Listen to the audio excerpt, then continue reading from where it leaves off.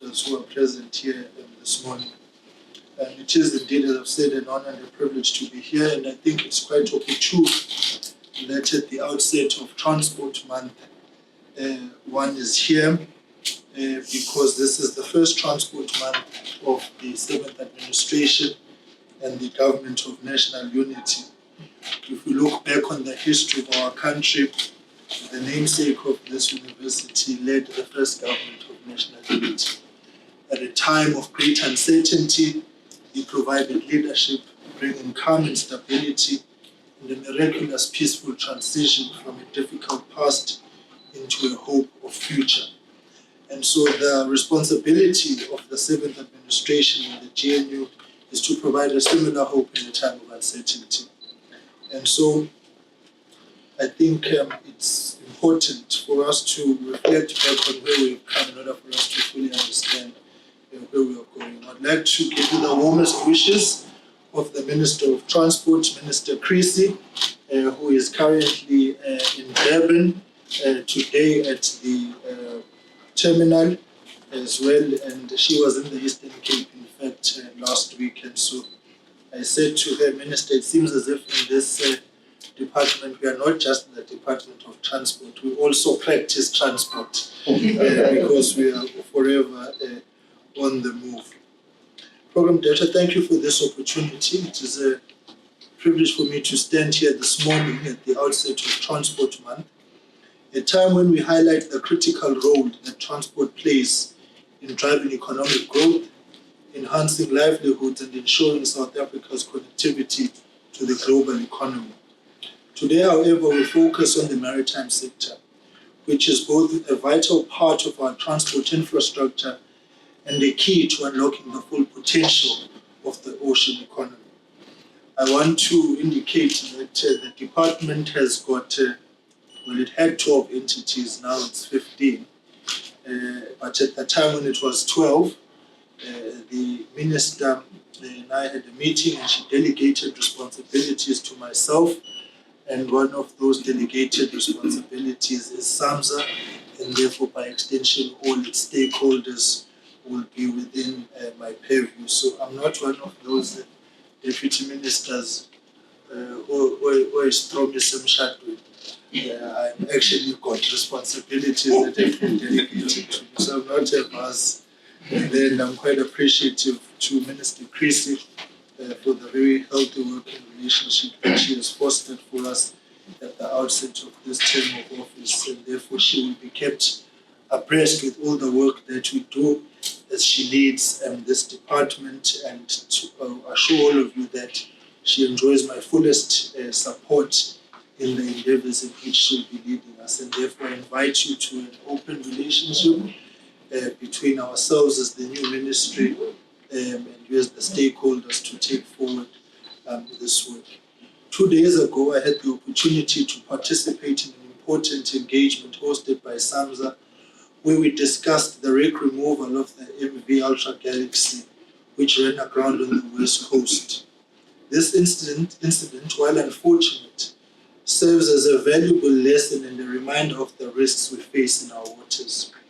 It also provided an opportunity for us to assess whether we are truly prepared for such maritime incidents.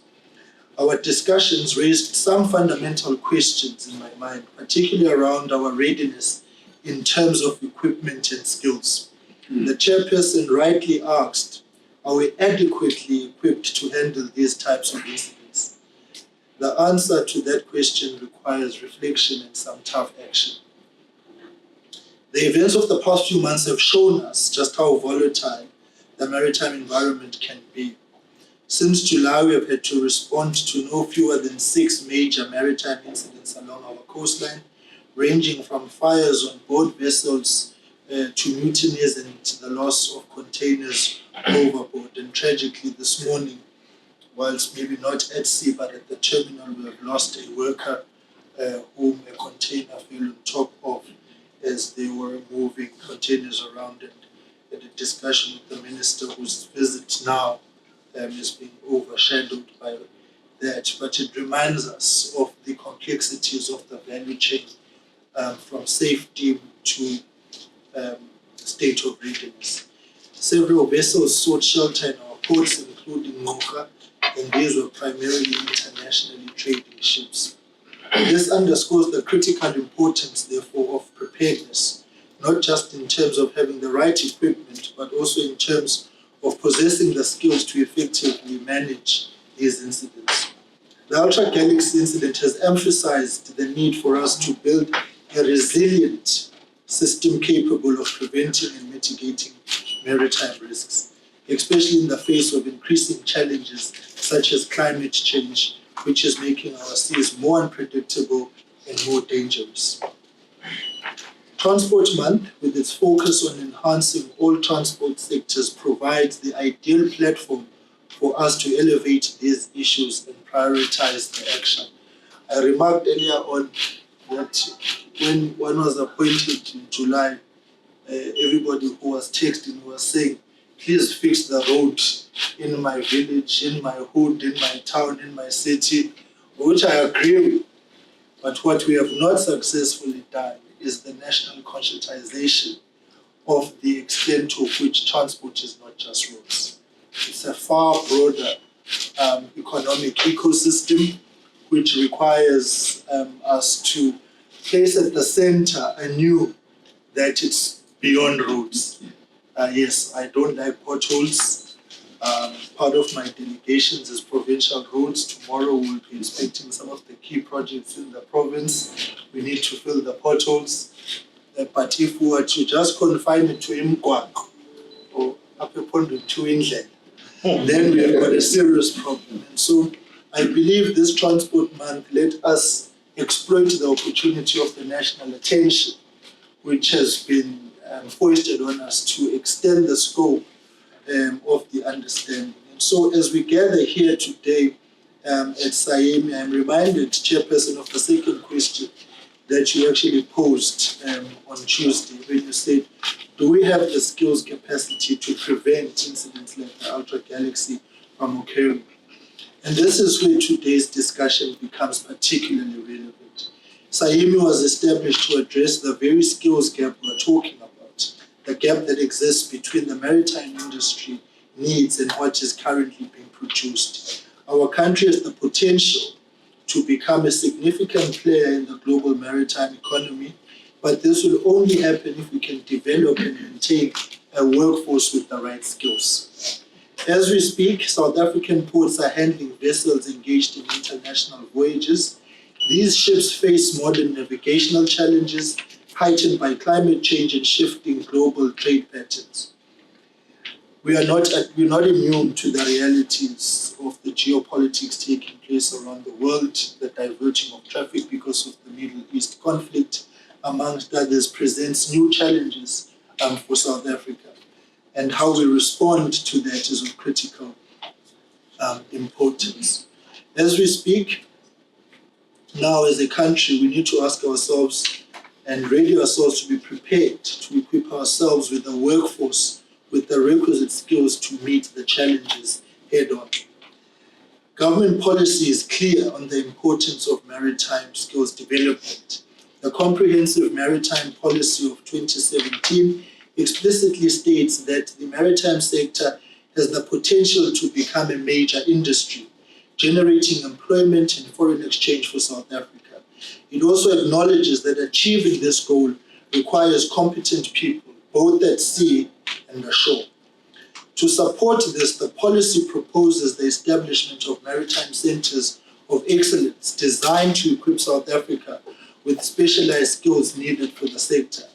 The involvement of the Department of Higher Education and Training in shaping curricula is critical to ensure that we provide the skills necessary for both local and international markets. In line with this, SAIMI plays a fundamental role in bridging the gap between academic institutions and the maritime industry, ensuring that we produce skilled professionals who can compete on the global stage. The 7th Administration's medium-term development plan, as presented by the President at the opening of Parliament address shortly after the elections, highlights 3 apex priorities that must guide our actions: inclusive growth and job creation, optimizing the social wage, and ensuring a capable and developmental state. In the maritime context, these priorities fall under the purview of the Ministry of Transport. To achieve these goals, the entire maritime ecosystem, from SAMSA to SAIMI, from training institutions to industry players, whom I'm glad some are here, must work together to develop and deliver the skills our economy needs. The Department of Transport, SAMSA, DHET, and other key players such as the Transnet National Ports Authority, the Ports Regulator, and the National Skills Fund all have a role to play in this ecosystem, and we remain committed to ensuring coordination of these players to produce the kind of results which we so desperately need. Today's engagement provides an opportunity to have an honest discussion about where we are as a maritime nation and how we can improve. The incidents we've dealt with over the past few months, including the Ultra Galaxy, have given us a glimpse of the potential risks ahead, but they also present an opportunity to build a resilient, future-ready maritime workforce that can safeguard our coastlines, our economy, and our international standards. As we speak, we've already revived in Parliament the Merchant Shipping Bill, which is already before the Portfolio Committee, and I was there a few weeks ago to present the bill to the new Parliament, and we look forward to industry input to the parliamentary process. Yesterday we were before the NCOP on oil pollution matters at sea as well, and we look forward to your support through input and comment in terms of what the Select Committee on Infrastructure and the Presidency will be doing. So, as I've already indicated, SAIMI was created to be the cornerstone of our efforts, and I look forward to seeing it continue to fulfill its mandate by developing the high-quality skills that South Africa needs to thrive in the global maritime sector. While SAMSA ensures our regulatory framework is strong, SAIMI must ensure that our workforce is equally robust. Therefore, there are two sides of the same coin. Colleagues, let us use Transport Month, which the Minister has rightly indicated is every month, to reaffirm our commitment to building the skills capacity that will enable South Africa to fully realize its maritime potential, and in doing so, create jobs, enhance our competitiveness, and ensure the safety of our waters. Thank you very much for all being here, and I look forward to our discussions today, online and offline, into the solutions that will emerge from this forum and moving into the future. I thank you.